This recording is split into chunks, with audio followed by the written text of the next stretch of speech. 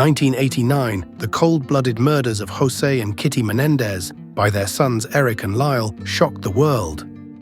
Was it a carefully planned act of greed or a desperate escape from years of torment and abuse? The case has split public opinion for decades, with many questioning whether the brothers were calculating killers or victims of a cruel family secret.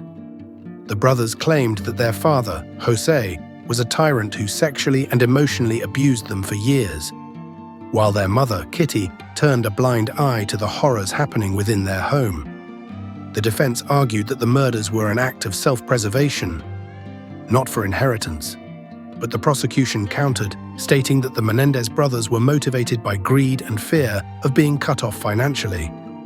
The question remains, who was the real villain in this tragic story? After the murders, the brothers went on an extravagant spending spree, buying luxury items like cars, watches, and vacations. To the public, it appeared as though the brothers were living large, guilt-free. But can their actions be solely attributed to greed? Or were they acting out as traumatized individuals grappling with years of emotional damage? Their post-murder behavior only added fuel to the fire, casting doubt on their claims of abuse. The trial became a media circus, with millions glued to their screens, watching the brothers' testimonies unfold. But as they recounted the alleged abuse, many began to wonder if there was more to the story than the prosecution was letting on. Were they simply spoiled rich kids, or was this a complex case of abused children snapping under the weight of their trauma? The lines between victim and perpetrator became increasingly blurred.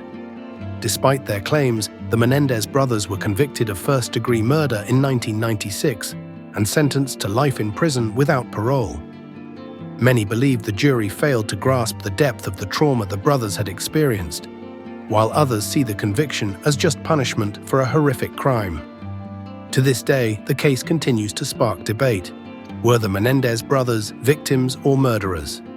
Decades later, the Menendez brothers remain a focal point in discussions about abuse, trauma, and the criminal justice system. Some argue that, in today's climate, with a deeper understanding of trauma and its psychological impact, the trial might have turned out differently. Would modern juries see the brothers as victims of a dysfunctional family? Or would they still be viewed as cold-blooded murderers?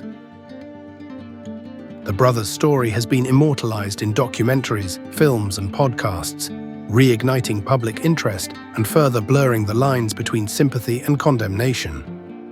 Erik and Lyle continue to claim that their actions were a last resort, not calculated murder. But does that justify the brutal killings of their parents? Can the cycle of abuse ever excuse such an extreme act?